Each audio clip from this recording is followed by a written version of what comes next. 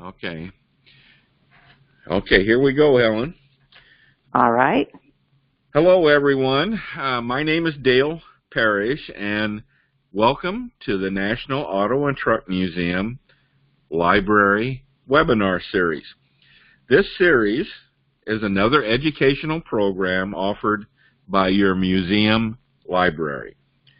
Our objective is to offer a brief, participatory focus on features of interest in the National Auto and Truck Museum. And yes, that means you get to participate and ask questions. All of our episodes will be recorded and available on our YouTube channel, Library Webinar Series. So just a reminder, once you're on that channel, be sure to subscribe. So let's get started with today's episode. Our episode today is about a car that can be seen on display in the museum mainly during the winter months. It's a 1964 Chevrolet Corvair, nicknamed Baby Vair. The owner is Helen Gehrig, and her story about this car is one that is very unusual and heartwarming. So feel free to ask any questions as we go along here. So without further delay, let's meet Helen and Baby Vair. Hi, Helen. How are you? You there? I'm fine. Thank you. Good, good. Thank you for joining us tonight to tell your story. Let's go back to the very beginning, if we can, Helen, and tell us a little bit about growing up in Auburn, Indiana. I went to 2 different elementary schools, 1 middle school and 1 high school, none of which any of those buildings exist today. All right. How big a town was Auburn when, as you were growing up? About 5,000 people. 5,000. How big a town is it now? I would say 10 at least. I'm not sure. Yeah. So it was a pretty small town at that time, right? Yes. And you say you attended the schools, and we got them here, Riley School, Harrison School. And the high school, yes. And the high school. And we got it right here, Riley School. You went, was it first through the 4th grade? Mm-hmm. Okay. Harrison School was 5th through 6th grade?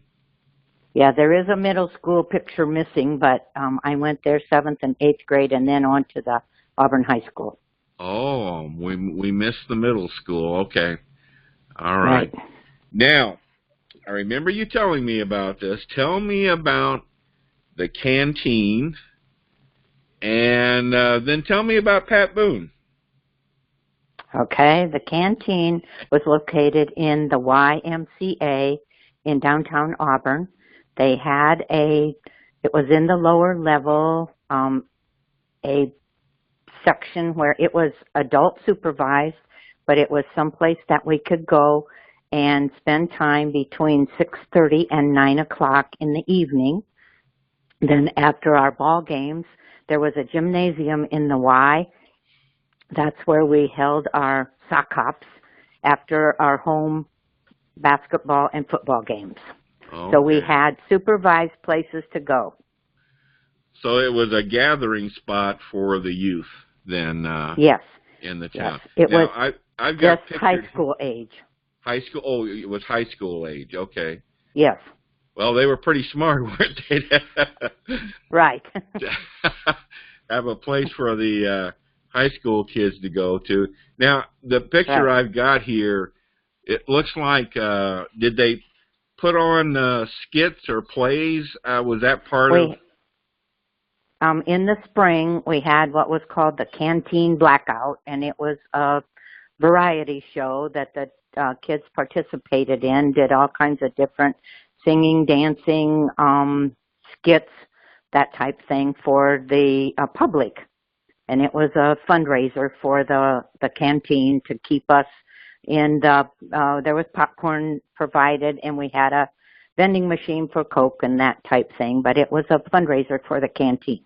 Oh, okay. All right. Did you participate in those? I did. Okay, good. Well, I see you like music, so tell us about Pat Boone. Pat Boone was one of my favorite artists, Okay. and in my later years, I got to meet him personally. Oh. I escorted bus trips for the senior citizens in New Haven, Indiana, and I did that for 13 years. One of my excursions for myself and the seniors was to go see Pat Boone on stage in Shipshewana, Indiana.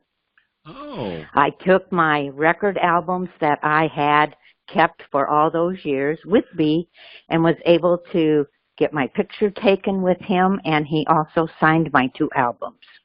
So it was a very, very exciting evening. Well, that's great. That's great. Okay, well, I remember Pat Boone very well. Yes. Now I see here and we've his comment, pardon me? Yeah, his comment to me when I gave him the albums, he looked at me and he said, "Where have you been keeping these?"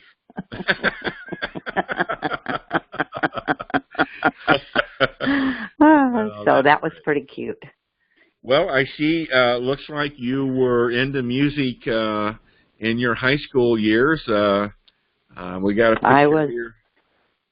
I was in the band yeah. from 5th grade through high school. I was a majorette from 7th grade through high school, and I also played the flute. Oh, all right, all right.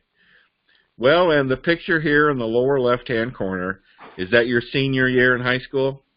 That is my senior year in high school. All right, great, great. Well, good. It looks to me like it was very fun growing up in Auburn, Indiana in those days. Yes, it was. All right. Okay. Well, we're going to jump forward and we're going to look at the big career move that you made to Fort Wayne and GE. You want to tell us a little bit about that? In 1962, it was my second job. I decided to move my employment out of Auburn and go to the big city of Fort Wayne, and I applied for a job at General Electric, and I worked there for almost 5 years. Okay, all right. What kind of job did you have there? I worked in an office with 3 other guys and another lady, and we were in an office where the manufacturing of dyes and molds for them to make punchings for the motors that they built. Okay, all right. So it was a very educational thing for me because there was probably 75 to 100 guys out on the floor that ran all kinds of different machines and built molds and dyes. And so it was educational for me. Great, great. Okay. I've just got various pictures here of General Electric. And any of these pictures, is your office located in any of these pictures? I think the one in the lower left-hand corner might be. I worked in building 19 on the 4th floor. Okay, is that building 19 there on the left in that picture? Yes. It is? Okay. The tall one, yes. Yes. So you were up on the 4th floor. 4th floor. But around the corner to the left and back about halfway back the building. But that's where we would walk in the morning. We would go down and get on the freight elevator, and they would take us upstairs to our floor where we worked. Okay. All right. Well, am I correct that you're working at GE in Fort Wayne is what led you to purchasing baby Vair? Am I correct? That's correct, yes. All right. Well, let's introduce everyone here to Baby Vair. Um, now, I think you told me that now that you were in Fort Wayne, working in Fort Wayne, you wanted your own car, right, to drive to Fort Wayne Correct. and back. Yes. Okay. So now I've got two pictures here of the dealership in Auburn. I think one of the pictures is a later a picture of the dealership, and one's an earlier picture. Is which one was the facility that you got your car through? The earlier one on the right. The earlier one, the one on the right-hand corner there?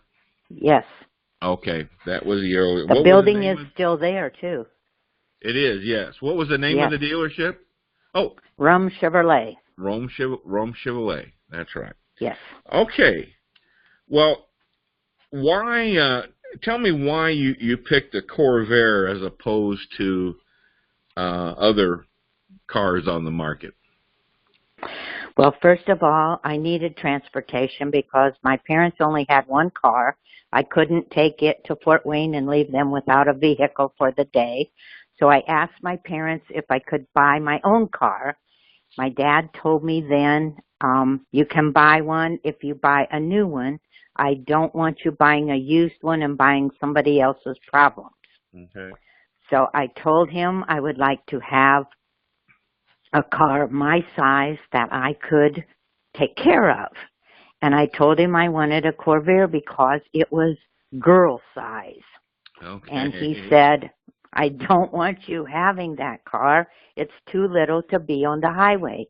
You're going to be driving down the highway, and I'd rather you have a bigger car. And I said, but Dad, it's a girl size car, and that's what I'd like to have. And so finally he consented that if that's what I wanted, I was buying it, so that's why I bought the Corvair. Okay. Now, this is an interesting point. Tell us how the deal actually went down in purchasing the car. The salesperson that my parents had used in purchasing their cars and my dad his trucks came to my mom and dad's house. We sat at the kitchen table, and I looked through. It was a notebook that he flipped the pages with the different options, and I got to pick out the options that I wanted and sign the papers at my mom and dad's kitchen table. I think that's just a fascinating fact. Now, speaking of options, what options did you pick, and what were some of the more popular ones maybe that you didn't pick?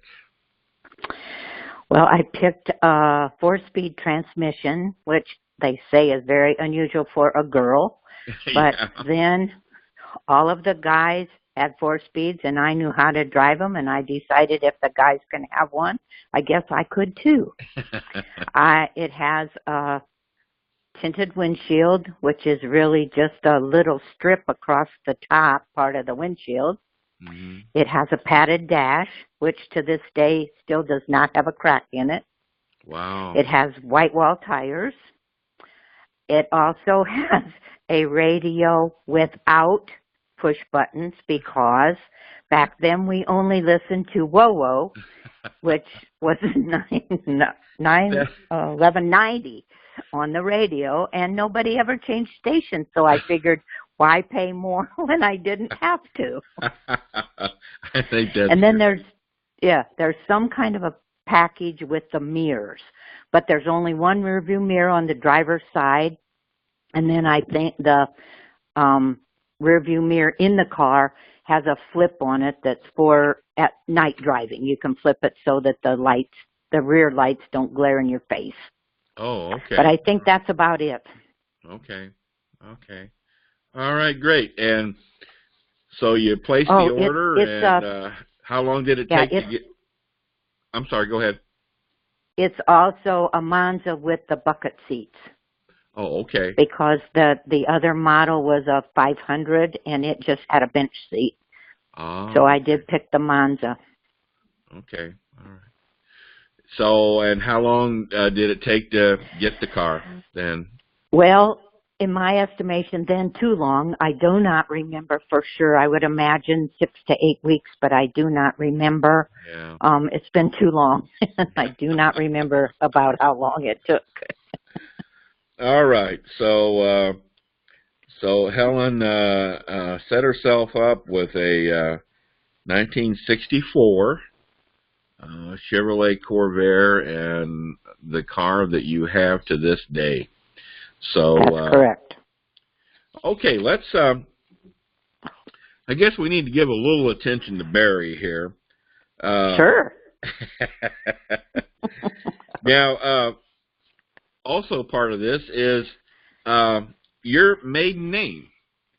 Yes. And tell us a bit. I see you have that. I see you have a real dilly. I do. But that was your maiden name, right? Dilly. That was my maiden name, Dilly, yes. Okay. Did people kid you about that very much? Not a whole bunch. Not a whole bunch? Okay. I guess there was enough of us around. I had my dad had a brother that lived in Auburn also, and they had children, so I guess it wasn't real unusual. Okay. All right.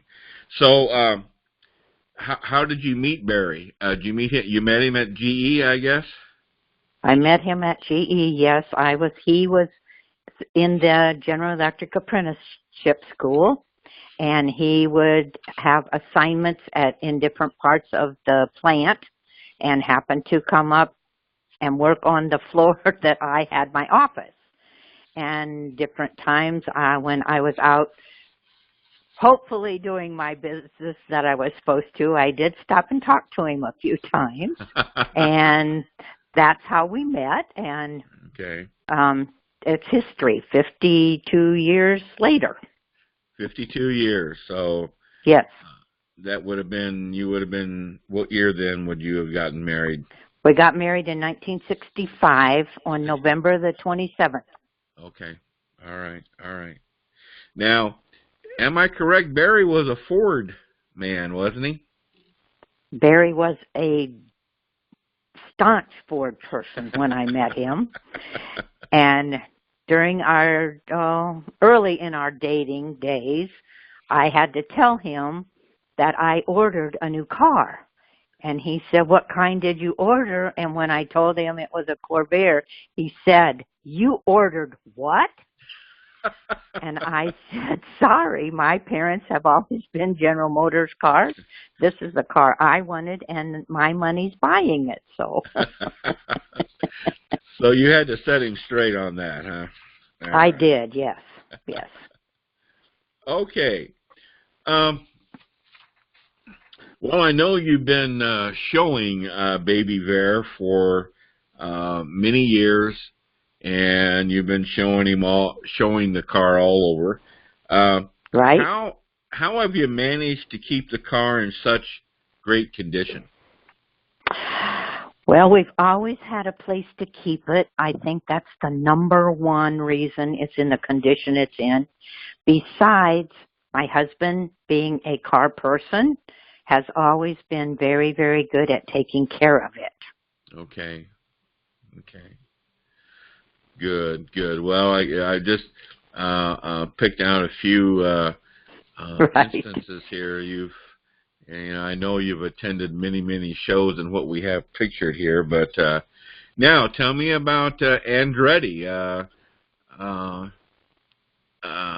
Barry and I were fortunate enough to go to the Indianapolis 500 time trials and the race for probably 30 some years, and we were able to go. The picture there is from the Hoosier Auto Show, which is it used to be, I don't know if it's still in existence, car show at the Indianapolis track. And we would go down there in September and attend this big car show. And every participant that showed their car got to make 2 laps around the track. Oh. Well, Mario Andretti at the time was my favorite driver, and we decided that if we possibly could, we were going to park my car in his pit area. And so the picture that's there is my favorite driver's name and my car in his pit. Okay. And so that made it pretty special. Well, good, good. All right. Did you ever get his autograph? Oh, yes, I have autographs of him, and I have pictures of him hanging in my office today. Okay. Well, great. Okay. All right. On our next slide here, if I can get to it, and Okay. I thought maybe perhaps the best way to tell people about Baby Vair was to include this walk around video that you and I did a few years ago. And if I recall correctly, we were at a cruise-in at the courthouse in Auburn. So let's see how this goes, if you can remember this. So let's take a look at this.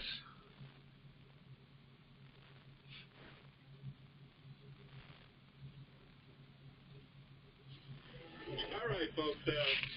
This is a shifter club car, and I wanted to be sure and get this. Not many of us can brag about. I can't hear the audio. You can't hear it? Oh, now I can't. I can hear you, but I can't hear it. And it's owned by shifter Helen Gary. And Helen's going to tell us about the car. When did you get this car, Helen? Okay. I was working at General Electric. I needed a car to drive from Auburn to Fort Wayne. I wanted to buy a car, and I wanted a little car, a girl car. Okay. I've heard that said, yes. And my dad said, that car's too little to be on the highway. I don't want you to. Oh, you just bumped something. I said, that's the car I want. Yeah. So the salesman came to our house. He actually came to your house. He actually came to the house. We picked out the options that I wanted on the car, ordered it. He wrote up the order sheet, and we signed it at my mom and dad's kitchen table. Oh, my goodness. So that was 1964. Doesn't happen today. Doesn't happen today, does it? No. Well, this is really a beauty, and you've had it since then. I'm original owner, yeah. Original. How many miles are on it? You I think 72,000. 72,000. Okay. Okay. Now I think you told me it has been painted, right? Has been painted, yes. Okay. Has been painted once. The interior is all original. Okay, it's all original. 4-speed. 4-speed transmission. Now you specifically wanted a 4-speed then, right? I did, yes. I was a young girl then, but I'm not now. So you thought that was pretty cool. It was cool, yes. And it was cool. It still is cool, yeah. All right. We're here at Auburn and cruise-in, so you're hearing some noise in the background. Are those the original hubcaps? No. The original hubcaps were not fancy. Barry bought these for me later so that we could show them when we drive at that distance. We take these off with original. Oh, do you? Okay. All right. But these are original to this year. Oh, okay. Yeah. All right, good. The engine, anything in that? 95 horsepower. I didn't mean to pay for a big engine, but it got me where I needed to go. Okay. And we got here the original bill of sale? Yes. Okay. $2,530. Oh, my goodness. Came from Chevrolet, Auburn, Indiana. Okay. Well, she is a beauty. Now you've had this in the museum here in Auburn from time to time. It's at the Natmas Museum. Okay. It's a nice home for it. Come Yeah. visit. It's a great place to see cars. That will be this winter? Yes. Sit back in the museum. Back in the museum. Okay, here's your sign that you always put on here. Yes. All right, Ellen. Thank you very much. Thank you. It's a cool car. Thank you. All right. Okay. Okay, now tell us about what's happening here. Well, that was a big surprise to me, I'll tell you. Barry and I were sitting in the afternoon, and we noticed two ladies standing in front of my car with a clipboard taking notes. And Barry said, "Wonder what they're doing. This is not a judge show." And I said, "Oh, I don't know. It's hard to tell." Well, later, a gentleman came by and wanted to know if I was Helen, and I said, "Yes, I am." He said, "I'd like to talk to you for a little bit. My reporters were here this afternoon, and I'm following up with some of their notations." He said, "Is this your car and you are the original owner?" And I said, "Yes, I am." So I answered some questions for him, and then he asked if he could take my picture with my car, and I said, "Sure." So I let him take my picture, and the next thing I knew, it was Saturday morning, and we were out at the auction park at the Coffee and Cars, and one of the members of the club came up to me and said that I was a celebrity, and I didn't know what they were talking about. And that's when they told me that my picture was on the front page of the Auburn newspaper this morning. And I was very, very shocked, but obviously nobody had it. I don't get the Auburn paper, and it took me quite a while to find somebody that had the Auburn paper so I could see it. Okay. So it was a real honor to be in Auburn, where the car came from. And it was the dealership a few blocks away. And there were 700 cars at the car show that day. Yeah. And then they picked me to be the celebrity on the front page of the paper. So it was a real honor. That's right. Good, good. All right. Well, let's wrap it up here then. I want to thank Helen Gehrig for her time to share her story, which is right in line with the museum's mission statement. And that is, the National Auto and Truck Museum's mission is to enrich lives and educate all generations through the acquisition and preservation of Americans' automobile and truck history, with buildings, vehicles, artifacts, and literature. So please, once again, subscribe to our YouTube channel, Library Webinar Series. Helen, thank you very much for your time, and thank you all for your interest. Thank you. I appreciate it.